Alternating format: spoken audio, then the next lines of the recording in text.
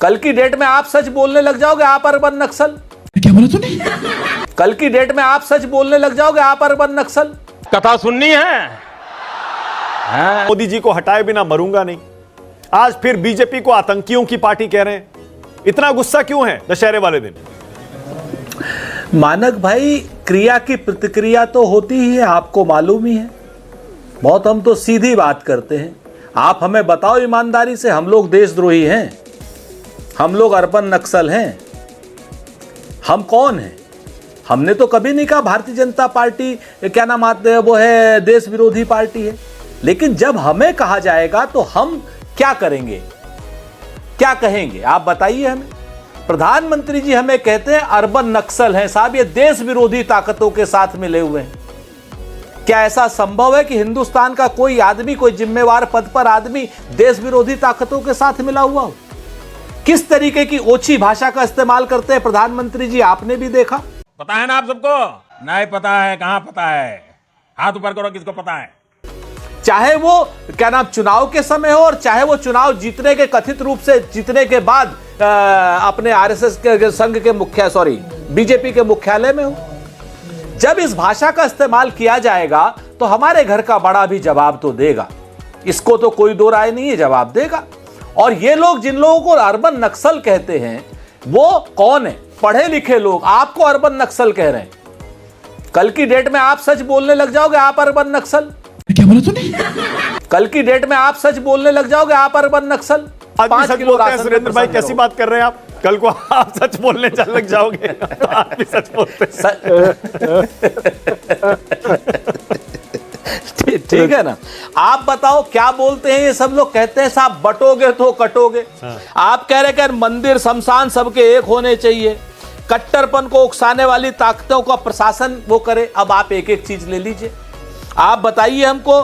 बटेंगे तो कटेंगे, अगर हिंदुस्तानी बटेगा तो निश्चित तौर पर कटेगा, यह बात अपने आप में सच है। अब हमने बटना बंद कर दिया, इसलिए हम भारतीय जनता पार्टी, कभी कोई शिवसेना, भारतीय जनता पार्टी मोदी की पार्टी, कोई शाह का गुट, कोई क्या नाम गडकरी का गुट, कोई क्या इसका अपना योगी जी का गुट हो जाएगा। हाँ, अब तक हम बटे थे, इसीलिए भारतीय जनता पार्टी शासन कर रही थी 240 पे, इसीलिए ले आए हम। एक बात, कट्टरपन कौन कर रहा है? गौ गुंडे किसने कहा? गाय के नाम पर आदमियों को मारना यह कट्टरपन नहीं तो और क्या है? आप मुझे बताइए। गाय हमारी माता है, सबकी माता है।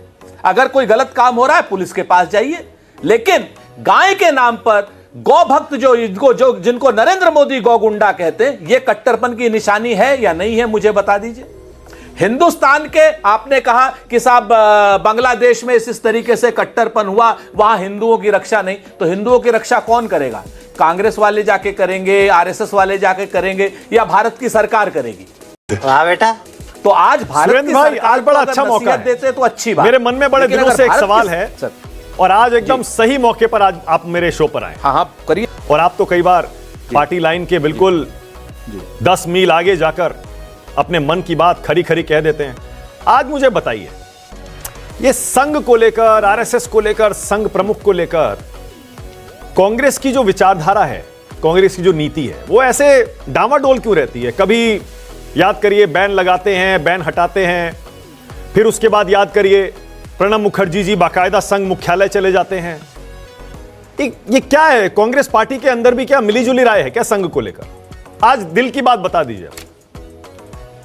देखिए, आपको मैं बहुत ईमानदारी से एक बात बताता हूं। एक सवाल से एक क्या नाम उससे सारा जवाब हो जाएगा। मैं नागपुर गया था 2019 के इलेक्शन में।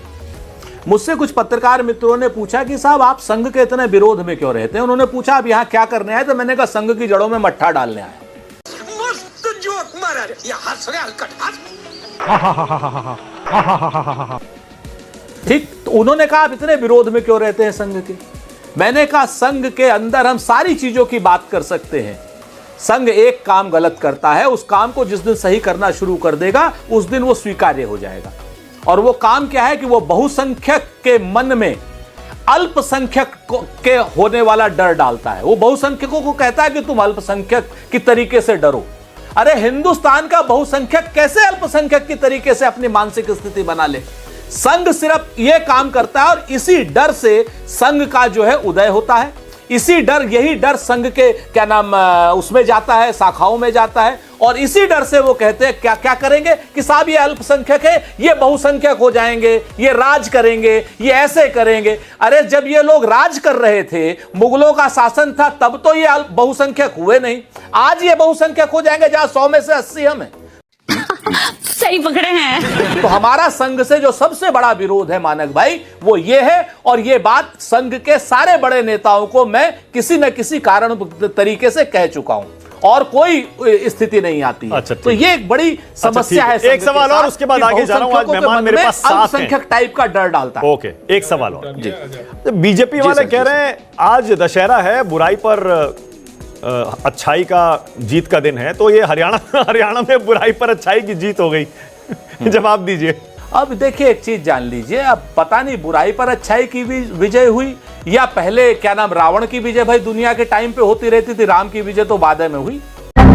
अब इस चीज को देख लीजिएगा कि जिस दिन रावण, मेघनाथ और ये कुंभकर्ण वगैरह जो जाएंगे ऊपर जलते हुए, आप उस दिन देखिएगा, उस दिन बुराई पर अच्छाई की विजय होगी। इंतजार है हमें। एक बात, ओ सफेद कपड़ा, और एक बात मैं और कह दूं आपसे, हाँ। मैं आपको बहुत साफ साफ कहता हूं मानक भाई, चूंकि आपसे खुल के बात कहता हूं। ये सारी बातें अल्पसंख्यक बहुसंख्यक के सारे करते रहते, संघ वाले और भाजपा वाले। आप मुझे बताओ ना कि नेपाल तो हिंदू राष्ट्र है या नहीं है? हाँ या ना? हाँ, अनंत हाँ। विजय भी बैठे हैं, केजी सुरेश भी बैठे हैं। पता है, हाँ। नेपाल तो हिंदू राष्ट्र है ना? हाँ। नहीं है। नेपाल का है भारत विरोधी हो गया। भारतीय जनता पार्टी के शासन में, पिछले 10 साल के शासन में, नेपाल का है भारत, क्या नाम, हिंदुस्तान का विरोधी हो गया। Pure Thank you for being here. बहुत बहुत धन्यवाद। आपको अच्छी लगी तो ऐसे थोड़ा मार दीजिए हाथ, आप थोड़ा सा मार दीजिए। आपको अगर अच्छी लगी मार दीजिए। करो ना भाई, क्यों नहीं कर रहे? परेशान हो गए हम लोग 2.5 साल से, ये भी परेशान हो गए, हम भी परेशान हो गए, करो फिर।